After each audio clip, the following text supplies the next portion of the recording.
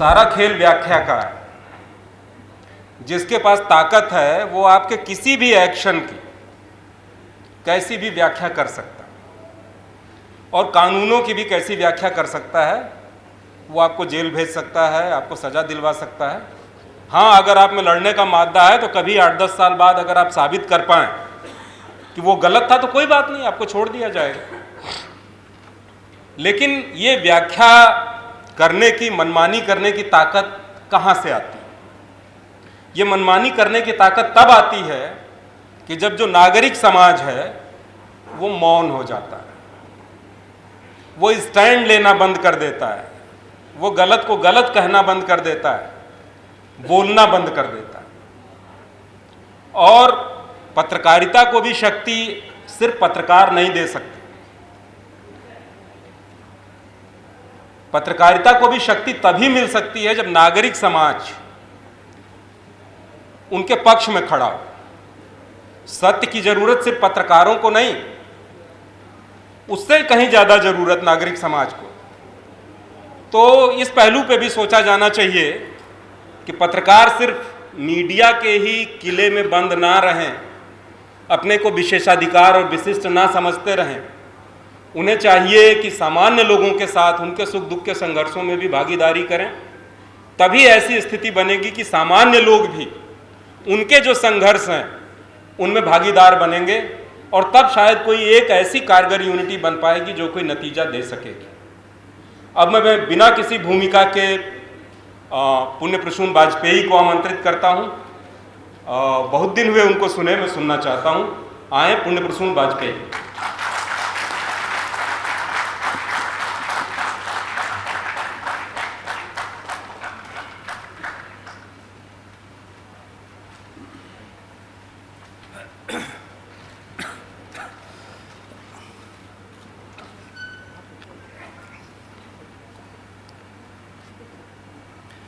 Anchor का मतलब क्या होता है ये हम लोग लगातार मॉडरेटर के ज़रिए समझ ही रहे होंगे। हर को 10 मिनट बोलने का वक्त है और मॉडरेटर हर व्यक्ति के पहले 10 मिनट बोलता है।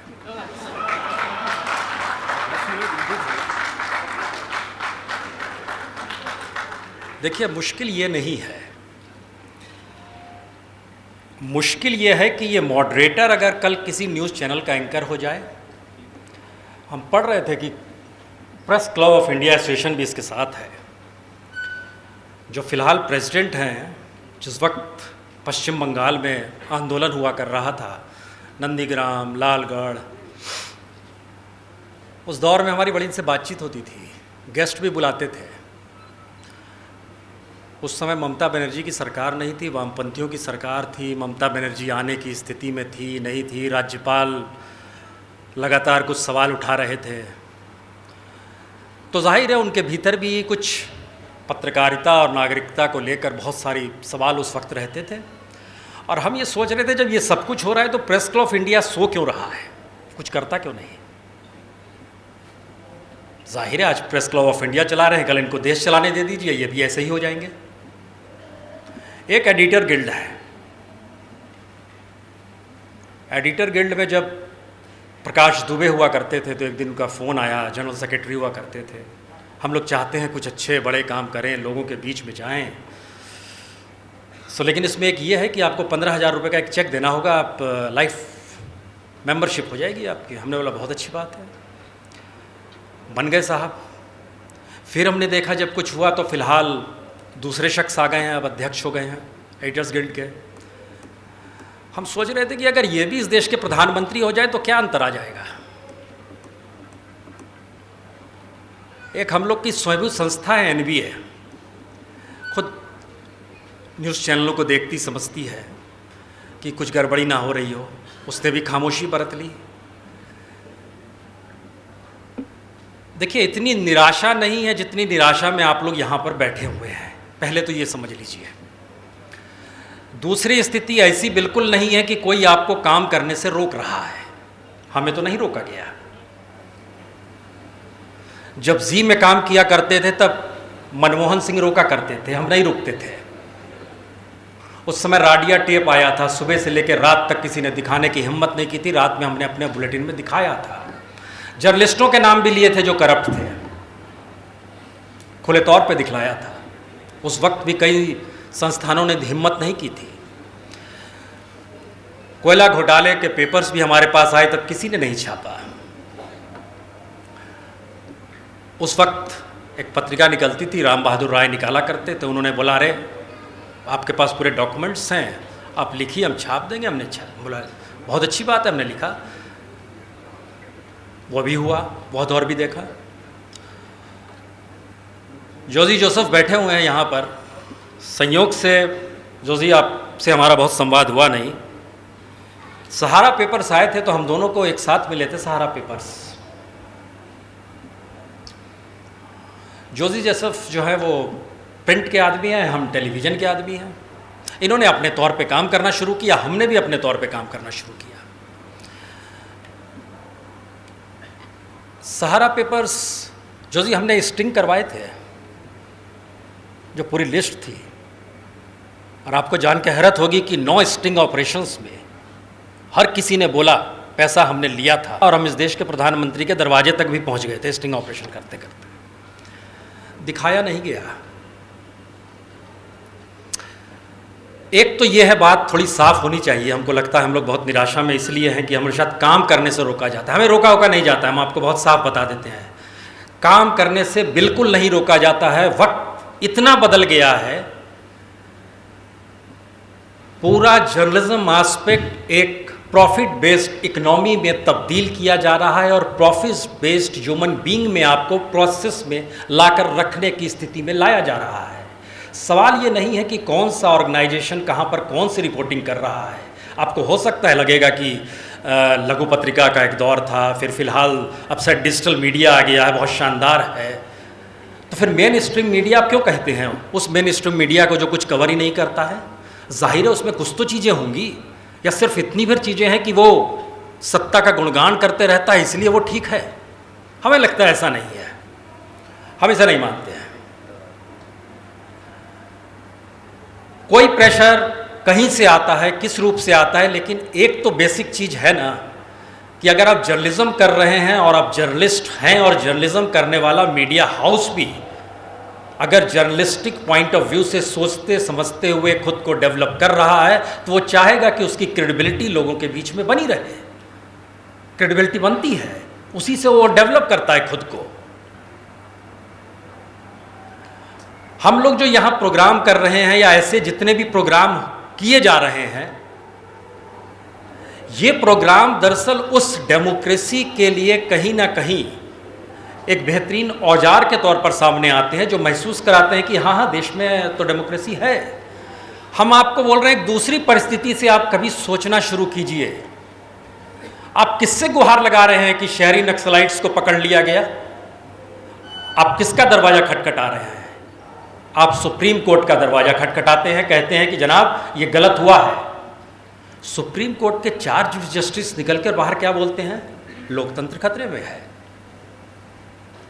आप क्या करेंगे? हम यहाँ पर आए तो एक लड़का हमारे पास आया, बोला कि हम चाहते हैं कि उनके भाई की हत्या हो गई है, सीबीआई जांच का होनी चाहिए, और योगी आदित्यनाथ सीबीआई जांच नहीं कर रहे हैं। सीआईसी एक कानून बना, राइट टू इन्फॉर्मेशन।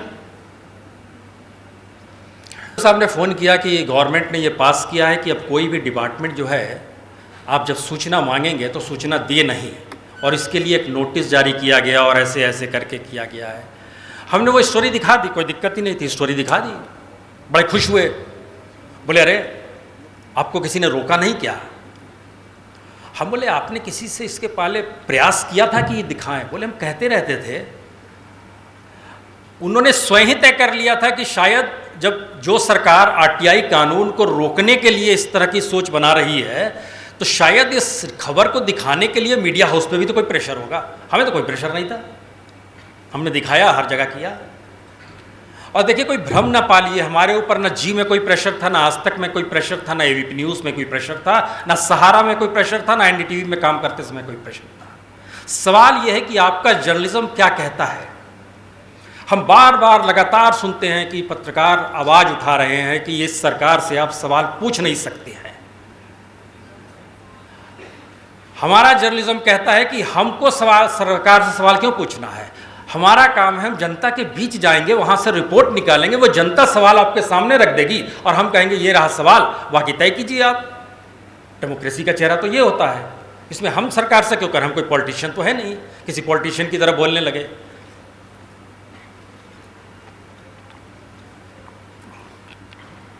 हो क्या गया,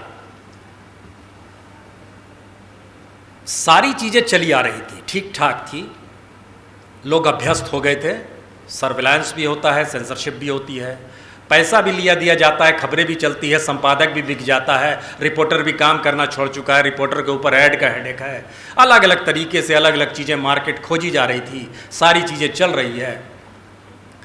लेकिन 2014 के बाद ऐसा क्या बदल गया? यकीनन बदल गया। कभी सोचना शुरू कीजिए 2014 के चुनाव में जो पैसा खर्च हुआ वो कहां से आया? इसके लिए बहुत मेहनत करने की जरूरत नहीं है। एडीआर फर्स्ट क्लास है और रिपोर्ट देते रहता है, एसोसिएशन फॉर डेमोक्रेटिक राइट है, अवेलेबल है पूरी रिपोर्ट, और 2017-18 तक की भी उसकी डाटा आ गए हैं, कितना पैसा कहां से आ रहा है।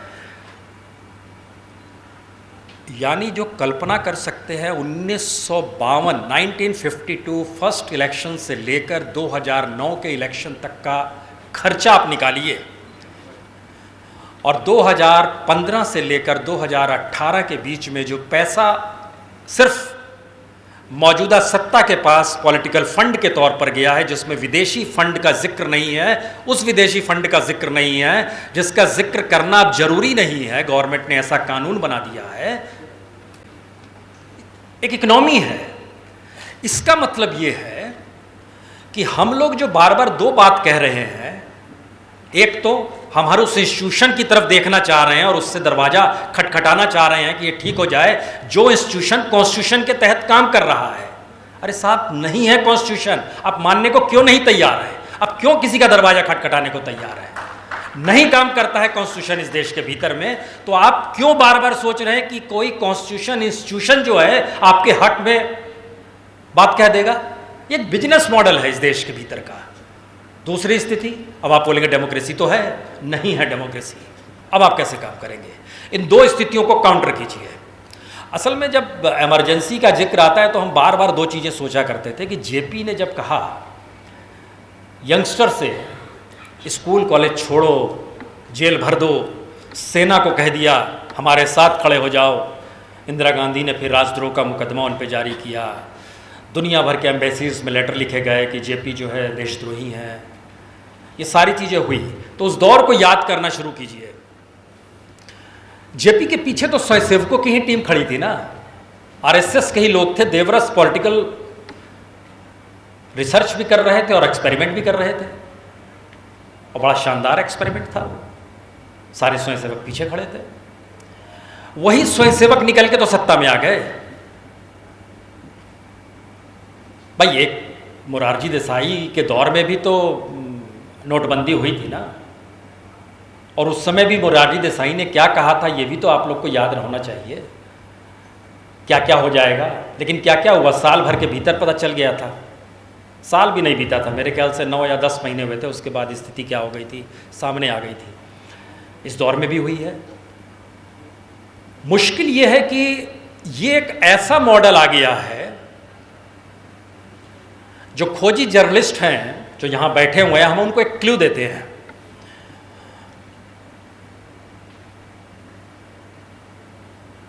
हमने 2 तारीख को इस्तीफा दिया।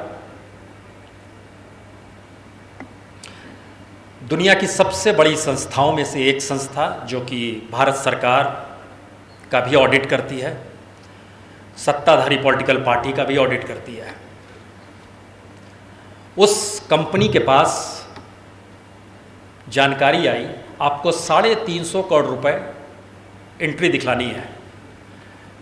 जाहिर है उस इंस्टीट्यूशन के लोगों ने पूछा 350 करोड़ का मतलब ये हुआ 2 ही चीज़ें होती है, या तो कोई बड़ी डील हुई है कहीं पर जो किसी कॉरपोरेट की डील होगी, या कोई पॉलिटिकल मनी है जिसमें कैश का चक्कर है। उसने कर दिया, ये हो गया, ये एक बड़ी सामान्य सी बात है। हमारा सिस्टम ऐसे चल रहा है और नई परिस्थितियाँ ये है कि आपका कैलिबर जो है, आपका जर्नलिस्टिक स्किल जो है, उस स्किल को main stream media economically exploit करेगा। वो बिल्कुल नहीं चाहता है कि आप काम नहीं करें, वो चाहता है आप काम करें। रास्ते बड़े क्लियर होते हैं कि आपको प्रॉफिट ही चाहिए, और प्रॉफिट चाहने वाले रास्ते में किस एडिटर को रोका गया है कि आप ग्रामीण इलाके में जाके रिपोर्टिंग मत करवाइए? किसको रोका गया है? लेकिन जब 2-3 रास्ते बड़े क्लियर हैं, आप रिपोर्टिंग करवाएंगे सपोज कीजिए, तो अच्छी बात है, रिपोर्टिंग कराएंगे, वहाँ से रिपोर्ट आएगी, आप रिपोर्ट दिखाएंगे या नहीं दिखाएंगे, इस पर बार्गेनिंग होगी। पहला राउंड ये हो सकता है। दूसरा राउंड होता है कि आपने रिपोर्ट दिखला दी, उसके बाद होगा नहीं, अब इसको आगे मत बढ़ाइए, बताइए आपको क्या चाहिए। तो दूसरी स्थिति ये हो गई। तीसरी स्थिति होगी, नहीं हम जरा सा, क्योंकि कंट्रडिक्शंस हर जगह है, ऐसा नहीं कि पॉलिटिकल पार्टीज़ के बीच में कंट्रडिक्शंस नहीं है, या सत्ता के भीतर कंट्रडिक्शन नहीं है, या विपक्ष के कंट्रडिक्शंस नहीं है, हर के कंट्रडिक्शंस है। तो अपने कंट्रडिक्शंस को भी पूरा करने के लिए वो कहते हैं कि आप, अच्छा आपने हमारे डिस्ट्रिक्ट का काम कर लिया, जरा उस डिस्ट्रिक्ट का भी कर देते ना, रिपोर्टिंग तो बहुत अच्छी हो जाती। अभी कुछ खनन की बात हो रही थी, हमने भी खनन का करवाया, 4 राज्यों में खनन की स्टोरी आती रही, और हम पता नहीं क्यों सोच रहे थे जिस समय खनन की स्टोरी चलती थी कि कोई तो आवाज़ आएगी, बोलेगा कि इस स्टोरी को रुकवा दीजिए। साहब कोई स्टोरी नहीं आई, और पूरा खेल है कैसे खनन का माफिया काम करता है, कैसे सरकार को पैसा देता है, और ख़ास तौर से 3 राज्यों में चुनाव होने वाले हैं, वहाँ पर खनन ही सबसे बेहतरीन प्रोडक्ट कैसे हो गया है। तो हमने अपने रिपोर्टर से कहा, यार ये मामला क्या है कि खनन हो रहा है। बोले देखिए, आप जब स्टोरी दिखा रहे हो तो इससे क्या है कि उस माफिया को वहाँ का पॉलिटिशियन जान रहा है, और वहाँ के पॉलिटिशियन जिसको ये पैसा मिल रहा है, बाकी पॉलिटिशियन उसकी ताकत मान रहे हैं, ये उसकी पॉलिटिकल बार्गेनिंग हो गई है। तो आप अच्छा आप दिखाते रहो, वो इलेक्शन का मौका है, वो ताकतवर होते जा रहा है। यानी खनन माफिया दिखाने के बाद खनन रुक जाए, चाहे वो सोनभद्र का खनन हो या फिर राजस्थान में जो लाइमस्टोन है उसका खनन, नहीं, वो सब ये एक नई प्रोसेस में चीज़ें आ रही है धीरे धीरे, जो ओवरऑल एक ऐसे मॉडल के तौर पे आपको रखने की कोशिश कर रही है कि ये पूरा एक बिजनेस मॉडल, ये देश एक बिजनेस मॉडल में कन्वर्ट हो गया है, और इसमें कॉन्स्टिट्यूशन मैटर नहीं करता है। हम इसका बार बार जिक्र करते हैं कि गवर्नमेंट कहती है हम मैनिफेस्टो लेकर आ रहे हैं। अभी कांग्रेस ने भी एक बनाई है मैनिफेस्टो कमेटी, उसमें बीच में हमको चूँकि बनारस जाने का मौका मिला, तो कमलापति जी के पड़पोते उस सबसे यंग हैं, उसमें शामिल हैं, तो उन्होंने बोला मैं भी हूँ उसमें शामिल। उनका और बुजुर्ग में बोले चिदम्बरम साहब भी हैं, हमने बोला अच्छा वो भी हैं। तो हम बोले आप लोग दोनों मिलेंगे तो कैसे मैनिफेस्टो तैयार करेंगे? तो बोले हम चाहते हैं कि लोगों की ज़ुबान पे रहे। हम बोले सारी चीज़ें ठीक है, लेकिन लोगों की ज़ुबान पे वो तभी ना आएगा जब उनकी न्यूनतम ज़रूरतों से जुड़ा होगा। बोले बिल्कुल। और संयोग ऐसा है कि 2014 में जब मैनिफेस्टो तैयार मुरली मनोहर जोशी कर रहे थे, उस समय भी हम उनसे मुलाकात किए थे, और उन्होंने उनसे भी यही सवाल था कि आप मैनिफेस्टो जो तैयार कर रहे हैं उसको किस रूप में लाएंगे? बोले न्यूनतम लोगों से जुड़ाव हो, कम से कम लगना चाहिए कि उनका अपना है। और दोनों वक्त में दोनों से सवाल हमारे यही रहे, तो ऐसी कौन सी चीज़ है जो कॉन्स्टिट्यूशन में दर्ज नहीं है? संविधान में तो बड़ी न्यूनतम चीज़ें जिक्र है, यहाँ तक जिक्र है कि साफ हवा भी मिलनी चाहिए आपको, आपके राइट्स में वो आता है। तो दिल्ली का अगर कल मान लीजिए मैनिफेस्टो कोई पॉलिटिकल पार्टी बनाएगी तो कहेगी हम आपको साफ हवा भी देंगे। अरे साहब आप संविधान लागू इस देश में कर दीजिए ना, मैनिफेस्टोज की जरूरत नहीं पड़ेगी। इसका मतलब ये हुआ कि सारी चीज़ें किस रूप में पॉलिटिकल पार्टी हड़पेगी। तो अभी तक हम लोगों ने पॉलिटिकल पार्टी के हड़पने के खेल को मात्र यही माना था कि हमारे इशारे पर काम करो। तो हर सरकार में ये दोष लगते थे, कौन कौन इंस्टीट्यूशंस काम करते हैं, किस रूप में सरकार के लिए काम करते हैं। नई प्रोसेस यही है कि हम ही वो हैं, हम ही इलेक्शन कमीशन है, हम ही सुप्रीम कोर्ट है, हम ही सीवीसी है, हम ही सीबीआई है, हम ही सीआईसी है, हम ही सीएजी, हम ही सब कुछ है। अब आप क्या करोगे? ये सर्वेलाइंस और ये सेंसरशिप जो है हमें लगता है महत्वहीन है ये। अच्छा उसका तो काम है, और रोजगार पैदा कैसे होगा अगर ये चीज़ें नहीं चलेंगी? तो ये तो एक पूरा प्रोसेस है कि आपको इस रूप में करना। बड़े कम पैसे मिलते हैं जो सर्वेलाइंस करते हैं, 9 घंटे की नौकरी, बीच में छुट्टी नहीं दे रहे थे, ये लोग सुप्रीम कोर्ट चले गए थे। उसमें भी था कि जो महिलाएं काम वहाँ करती हैं वो प्रेग्नेंट हो जाती थी तो उनको छुट्टी नहीं मिल रही थी। जो 200 लोगों की टीम वहाँ पर काम कर रही है, उस समय भी वो हमारे पास आए थे बोलने के लिए। तो उस समय वो हमसे कहते थे स्टोरी कर दो। हम बोले यार इसमें क्या स्टोरी है, तुम लोग सर्विलांस के लिए बैठे हुए हो, तुम लोग भेजते हो गवर्नमेंट को, गवर्नमेंट के 4 अधिकारी बैठे हुए हैं, इंडियन इन्फॉर्मेशन सर्विस के 4 अधिकारी बैठे हुए हैं, आप उनको रिपोर्ट भेजते हैं, उसके आधार पे गवर्नमेंट को रिपोर्ट भेजते हैं, आप एक छवि तैयार करते हो। तो छवि तो इंदिरा गांधी की भी तैयार होती थी। उस समय पीआईबी हुआ करता था, पीआईबी लिखता था, और पीआईबी के शुरुआती भाषणों को आप अगर मिल जाए तो उसको कभी देखने मिल ही जाएगा, मतलब ऐसा कुछ नहीं है। उसमें आप देखिएगा 1971 से पहले तक के इंदिरा गांधी के भाषण उसमें तो था ही। अब आप ये बोलेंगे तो पल्लू ऐसे उठा लेंगी, ओके, मौजूदा वक्त है, यही तस्वीर हमारी लगनी चाहिए, यही चस्पा होनी चाहिए। एबीपी न्यूज़ की दीवार पर बहुत सारी तस्वीरें हैं पॉलिटिशियंस की। उस पॉलिटिशियन की तस्वीर खराब अगर दिखाई दे रही है, सत्ताधारी जो है, तो उस तस्वीर को ठीक कराने तक के लिए फ़ोन कर लेता है। इतना कॉन्शियस है तो गलती क्या है इसमें? अरे ब्रांडिंग का दौर है। आप सोच रहे हैं बार बार वो प्राइम मिनिस्टर है, हम बोल रहे नहीं है। आप बोल रहे हैं संविधान है, हम बोल रहे नहीं है। आप बोल रहे हैं डेमोक्रेसी, हम बोल रहे नहीं है। आप उसी माध्यम से उसको काउंटर करना चाह रहे हैं जिस माध्यम को उसने खत्म कर दिया है।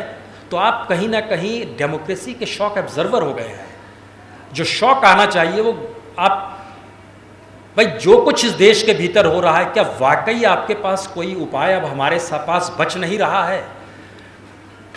डिजिटल मीडिया तो टोटल फ्री है ना।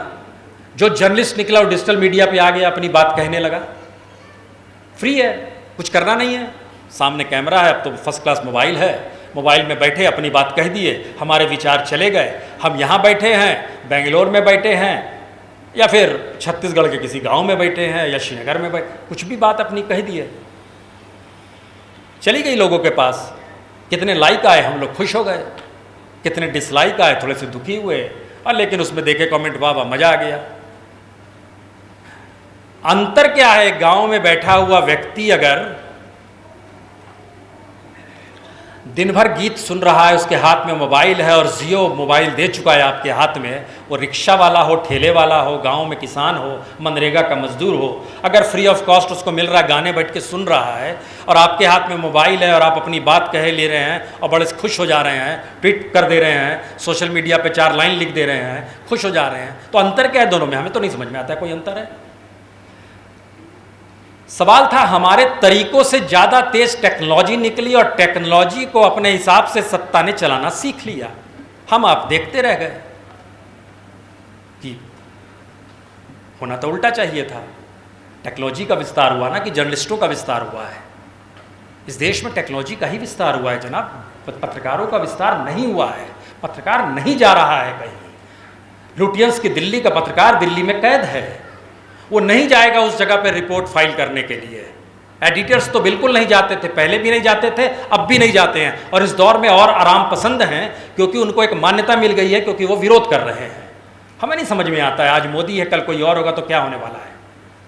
हम इस प्रोसेस को वाकई नहीं समझ पा रहे हैं जिन स्थितियों में हम लोग जा चुके हैं। क्योंकि अगर आप वाकई इंफॉर्मेशन आपके पास आ रही है, गाँव की स्थिति क्या है, फॉरेन पॉलिसी की स्थिति आपके सामने क्या है, इस देश के इंडस्ट्रिस्टों की क्या हालत हो रही है, आने वाले वक्त में एजुकेशन और क्या होने वाला है, पूरा आपका हेल्थ सेक्टर कैसे जा रहा है, अगर आप इन चीज़ों को जान रहे हैं तो बताइए तो किसके पास विजन है, किसका पॉलिटिकल नैरेटिव इस दिशा में ले जा रहा है, सिवाय इसके कि हम सत्ता में आ जाएं और आपको सत्ता से हटा दें। इसके अलावा कौन से नैरेटिव्स काम इस देश में कर रहे हैं? लेकिन लोगों के बीच जाइए, वो नैरेटिव्स खोज रहे हैं, वो चाह रहे हैं कोई नैरेटिव तो आए, पॉलिटिकल नैरेटिव निकल कर तो आए, जर्नलिस्टों से कोई नैरेटिव निकल कर तो आए कि ऐसा काम होना चाहिए, इस रूप में काम होना चाहिए। नहीं हो रहा है काम। लेकिन हम कहेंगे नहीं, लक्ष्य तो बड़ा क्लियर है, इस शख्स को हटा देना है, हटा दीजिए। 2019 में कोई दूसरा शख्स आ जाएगा, 2014 फिर याद कीजिए, 2000 एनालिसिस देखिए इस देश में कैसे होता है। 2004 कौन था विपक्ष में? कोई नहीं था, शाइनिंग इंडिया था, वाजपेयी जीते, हार गए ना, अभी क्यों नहीं हारेंगे? हार जाएंगे। 2009 कौन जीता? अडवाणी जी थे सामने, चीज़ें ध्वस्त हो गई, कहाँ चली गई चीज़ें? बात मानिए, इस देश के भीतर सत्ता का हस्तांतरण करने में हमारी आपकी भूमिका तय कर दी गई है, या तय लगातार की जा रही है। इस स्थिति में हम लोग हैं। इन्होंने कहा संक्षेप कीजिए, हम बंद कर रहे हैं। बहुत शुक्रिया।